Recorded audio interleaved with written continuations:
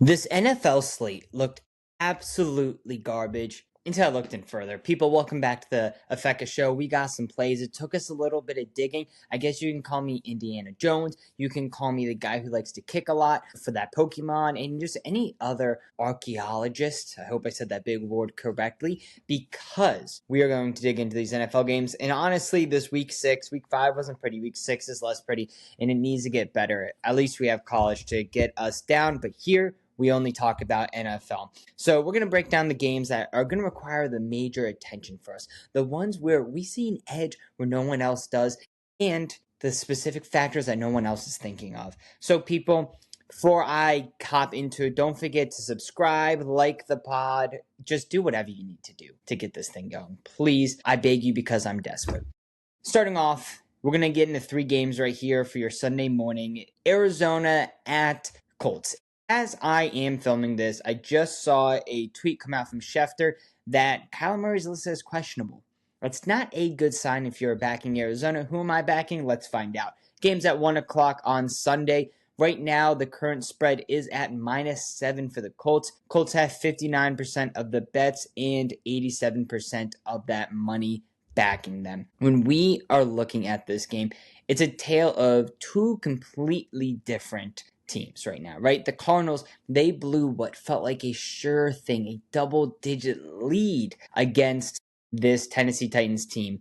And honestly, it's one of the worst collapses I've ever seen. Just a reminder that you need to keep your foot on the gas at all times, especially if you're the Cardinals, because the Titans won. Somehow, the Cardinals got an interception, then fumbled it, and the Titans recovered it for a touchdown. It makes no sense to me. The Colts, on the other hand, they proved that they continue to be a wagon, dominating the Raiders 40-6 last week. Kind of how, like, my speech impediment dominates my voice well into my 20s. That's still fun. But the Colts, they're second in overall points scored at 163. Raiders opened up with a field goal. And I was like, oh, Raiders 7.5. I put them in at last second. I was feeling good. And oh boy, was I wrong. Because they got outscored 40-3 the rest of the way. So, brutal sign if you're a Raiders fan, especially since your defense is supposed to be what's tough, but it wasn't tough. For Colts fans, it just further legitimizes Daniel Jones and what this team has been building. They're a big physical team that just goes ahead and bullies their opponents. Jones, he's the storyline. He's going to be the NFL Comeback Player of the Year if he keeps playing like this. He is 3-0 against the spread as a favorite this season. Watching his transformation, it makes me believe in metamorphosis and butterflies. That's what I get for writing out a really big word that I don't know that well. My thoughts on this game is, if Kyler Murray was playing, it would be a points fiesta. I just can't see this Cardinals team keeping up with the Colts. This Cardinals team is going to run the ball. They're going to do great, and I can't see this, especially with Kyler now banged up. This 7 could easily move to 10. Right? I don't think the odds makers have finally caught up to just how good this Colts team is.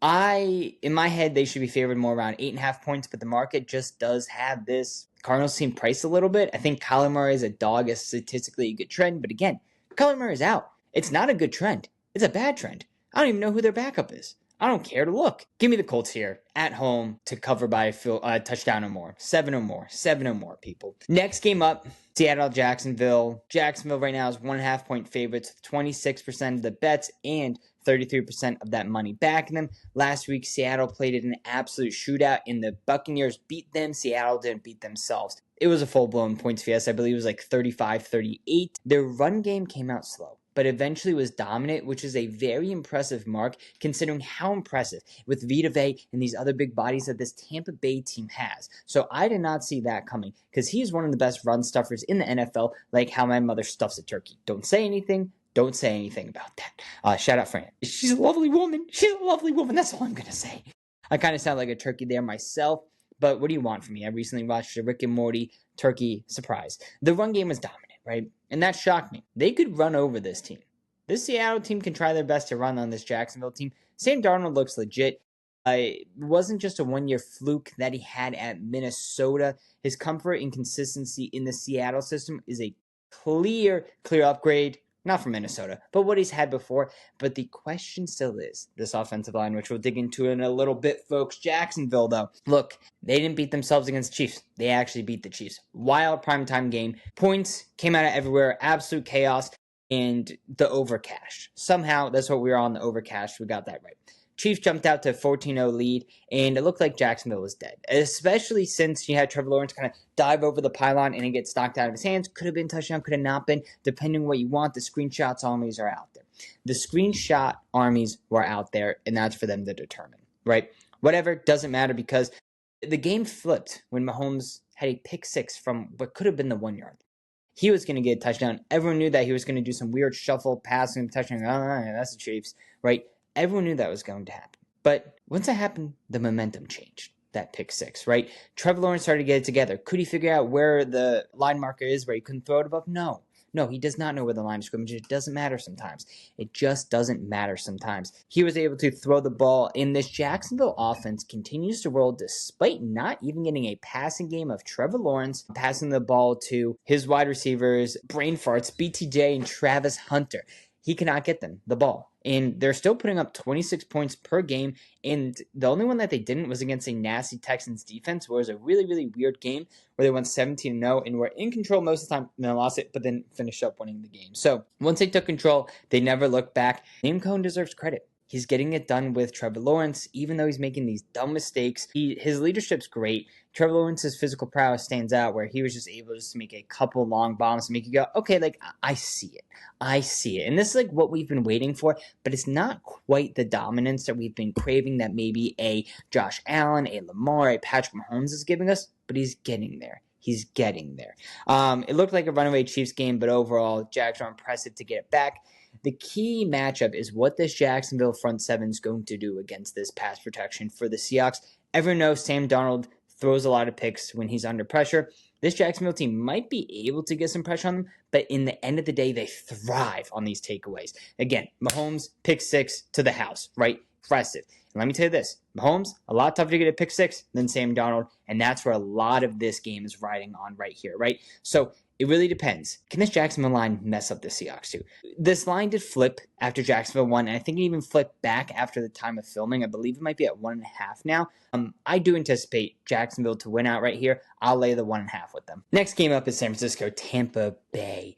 Right now, this is probably the only afternoon game that's even worth a watch because this slate is bad.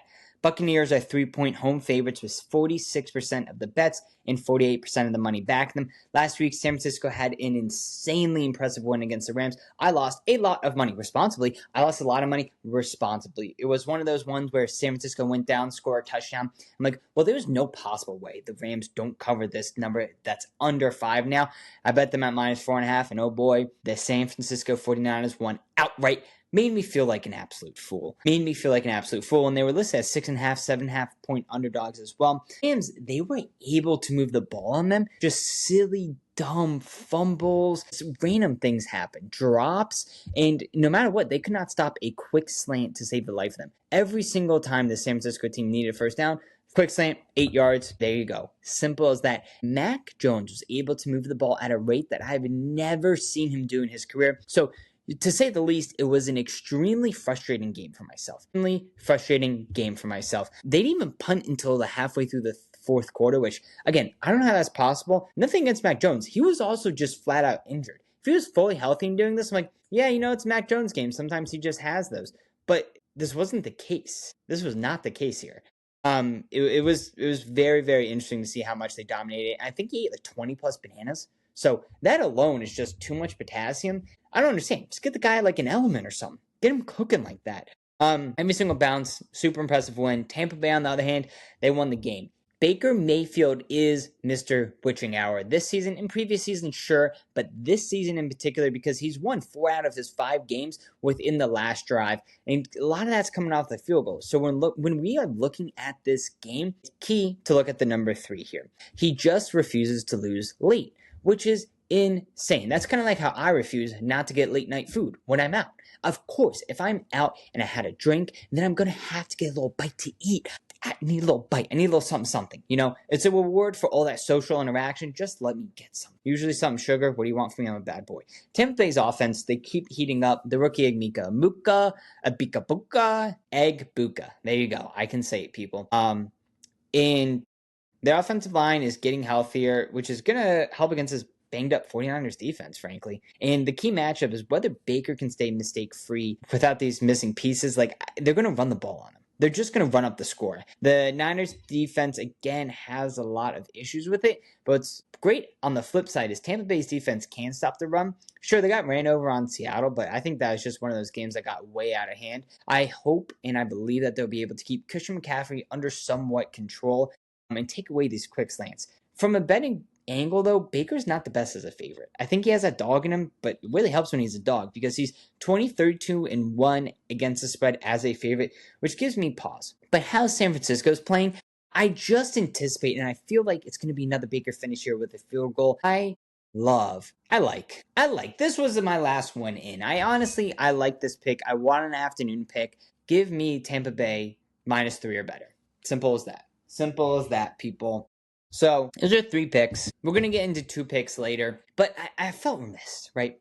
In my heart of hearts, Affaka, what's going on with the NFL? Some people need to know. It can't just be all picks. We need to dive into what's going on. And honestly, the story that's coming out of the AFC North is catching my eye because it's a big reason to why football seems like it sucks right now. Like, these NFL games are great in the first 3 weeks, but injuries have just caught up so much. And I'm like, dude, who kind of cares? It's one of the seasons that every single quarterback feels injured. And there's no better way than the AFC North because there's only one quarterback who started this season. And that's 41-year-old Aaron Rodgers. He threw for 200 yards, 80 yards last week, came from a DK Metcalf bombs. Really take out that one, it's 120. And it's supposed to be one of the most competitive divisions in football, just still stinks. Maybe it's the stigma around it, but these teams have been going downhill. Let's dive into each one. Ravens, you have Lamar Jackson, who was just playing phenomenal ball. Sure, he was losing some, but he was playing phenomenal ball, and it shows how great he is because of how bad this team is currently. This team is bad. Bad. I mean, they are like Martin Lawrence, Bad Boys bad. Oh, like cool? No, they're just flat out bad. Just take the first word from that movie. That's how they're playing. Bad. And when it comes to Cooper Rush, you think, okay, he's a viable quarterback. He won some games in Dallas. Oh boy, he's not winning here. Absolutely whomped by the Texans. In the past 2 games, they've just been outscored. Even Lamar played, I guess, a little bit of this. 81-30. So it's just been an abysmal performance by the Ravens. They're still favorited to win the conference win the division somehow. I don't understand that because you need Lamar back today if you want to make a run. The Bengals, season was dead as soon as Joe Burrow got hurt. He got hurt like week 2, week 3 with, I don't know, it doesn't matter, turf toe, which they need to change the name of that because it sounds not that serious, but it is very serious when you peel back and you start looking deeper into it. And Jake Browning, it's like, okay, he was a serviceable quarterback a couple of years ago. We all know about his girlfriend, shout out her. And we all know, more importantly, what I care about, which is the beef and honey stat, which I've said plenty times on this channel. But for those of you who are new here, the kid loves to eat beef and honey. That's pretty much it. With a little bit of sea salt, because you have to get those electrolytes in you somehow. He's been a terrible quarterback. So bad that they got Joe Flacco, who was a backup on the Cleveland Browns, to come in. Because in their head, they're like, okay, sure, he had the 31st. He had terrible protection. Let's take him to a team who has the worst offensive line in football, not even close, and see what he can do. So that's not going to be good. But the big news was that trade. And the Bengals traded away a 5th for Flacco and a 6th. So value Joe Flacco is not really there. There's concerns for him throwing on this line. But let's just be honest. Joe Flacco is the homie hopper of the AFC North. It is bad. He keeps going around. He was at Ravens, Bengals, and now he ended up on the Browns. You're just going to see him be interesting. Steelers, I guess, are up next because I guess they love old quarterbacks. Positive is like if he gets unlocked and he starts slinging the ball, they're going to be good. Steelers. What if I told you the only starting quarterback was still Aaron Rodgers, 41-year-old? Maybe it's all the voodoo witchcraft that keeps him healthy, but Steelers aren't getting any electrifying points. They are winning games, though. They're 3-1, so you can't be upset about that. Next up, you go to the Browns. The Browns, they had Joe Flacco, benched him for the rookie Dylan Gabriel. Makes sense. It was time. The offense was slow, sluggish, and just overall clunky. Dylan Gabriel didn't make his first start. It was abroad. It was against a Vikings team that's like... So, he did have 19 for 33, 190 yards and 2 touchdowns. So overall, the AFC North, sure, they have a rich history, but it's just a terrible season. It's a season from hell for a couple of different teams. It's definitely worse for the Bengals and the Ravens, but those were supposed to be the 2 best ones. The Steelers are going to end up winning this division somehow, and that's just how football gets done. Overall, though, I hope my Niners, not my Niners, 5 Niners win the division too, but I need my Browns to win over 4.5 games. We're on track there. Kansas City at Detroit. Well, let's flip that. Let's flip the script there. Detroit going to Kansas City, Sunday Night Football game. Absolutely electric. Couldn't ask it for better myself after a week of just terrible games on the slate. Chiefs are 2.5-point home favorites right now with 17% of the bets, 10% of the money backing them. Detroit, the Lions, they had a disappointing week 1, and I feel like it's just still stuck in everyone's mouth. The taste needs to get out because it's officially time to recognize they are the destroying team like they were last year. They've covered by 10 plus points in each of their past 2 games. They were 10-point favorites, at least in both of them, and they covered the spread. And it was a rout from the start. Within the last 21 games, they're 15-5-1 against the spread. So you have to put respect on Detroit. The offense is heating up. Jared Goff, Amon-Ra, Jahmyr Gibbs, David Montgomery, all clicking. Although, to be noted, it has been heard that Amon-Ra might be a little bit injured out there. So let's keep track of that as we're going through. We're seeing the shades of the Lions of old, but the defense is still slightly improved. And honestly, right now, it doesn't really matter how the defense is doing because they're scoring that many points until you have a commander situation like last year in the playoffs. But they have the most. They're averaging the most right now with 34.8 points a game for this Detroit offense. Kansas City, on the other hand, they had a loss against Jacksonville. I went into deeply within that Jacksonville-Seattle preview, but it was sad and bad. This is a spot that the Chiefs pretty much have to win, right? They only have 2 wins on the season. We're entering week. You don't want to be 2-4. That's just bad, especially if Patrick Mahomes on that side. Jacksonville whooped them, plain and simple. I'm not hitting the panic button yet. If anything, I'm going the other way because you can buy low at this team. I might throw a little bit more on them to win the Super Bowl, and then eventually they're not going to make playoffs, and I'll be sad. But once they get Rashee Rice, this Chiefs offense is going to be so electric that when Spags gets his defense going within the second half of the season, it's going to be bad news bears for every single team that plays them. Chris Jones said he's going to take his, let's just be honest, lack of effort as a learning moment. So Chris Jones did terrible on that last play that ended up having Jacksonville win the game. He's going to review that one. Everyone's going to be on his butt to get better. No one's ever made my butt into a cake before. Fun fact. Sad fact, but fun fact. And yeah, once Spags gets him going, the key matchup is going to see how Kansas City can be on offense, right? If they can just limit the takeaways like they did the last game, they probably would end up beating Jacksonville if it wasn't for that pick 6 at like the 1-yard line. So as long as they can limit that against this Detroit team and figure out some way to just slow them down an inch, and Amon-Ra might be out, so that might just be slowing them down in general, is going to be a very interesting game. This one, it makes no sense for the line because the line was at 1.5. The Chiefs lost, and then it moved to 2.5.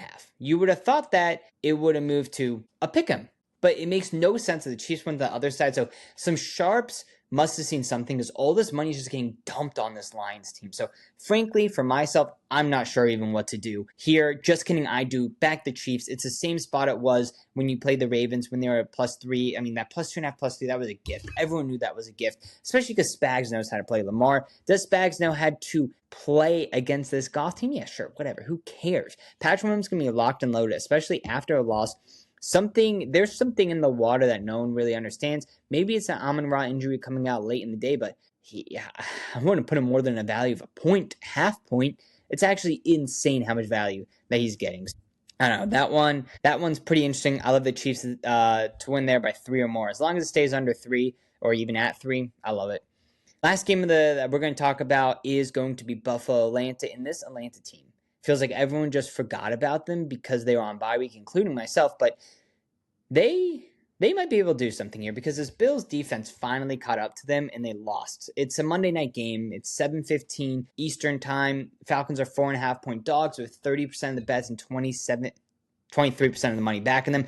Bills, they had a terrible loss against the Patriots. I'm not sure, what really happened, but this Patriots team was able to finally slow down this Bills team. And more notably, the rushing attack of the Bills, they were able to slow down. The Patriots were 7.5-point dogs and won outright. It feels weird saying, hey, Josh Allen can move the ball, but then dumb turnovers just lost in the game. It felt like one of those playoff games was like, I don't understand how they lost. Every single time you watch the Bills and they lose, you go, I don't understand what really happened because Josh Allen is that good. But now he's visiting the Falcons, 4.5-point favorite, and he actually doesn't have that great of a track record when he's favored in primetime games. By 3.5 or more, Josh Allen against spreads in 7 and 8. That's a losing record, and you don't expect that from Josh Allen. The Falcons, last week, they were on a bye, and before that, they were able to, rush the ball a lot, right? That's the key matchup here. Will this Falcons team be able to rush the ball on this Bills team? Because they give up 145.5 rushing yards per game. The Bills, that's fifth in the NFL. The Falcons team, they rush for 136.5 yards per game, which is sixth in the NFL. So you have a top-tier rush offense going against a bottom-tier rush defense. It's going to be interesting. And by that, I mean Bijan's over, right? I'm going to take Bijan's over. I don't know what it is rushing now. I'll take it. Maybe I'll take a little slice on Algier as well. Maybe not. Always good, though, with Bijan to take the rushing and receiving yards, because that's the key for this game. Line reaction, I have a feeling this might go down. This might go down the other way.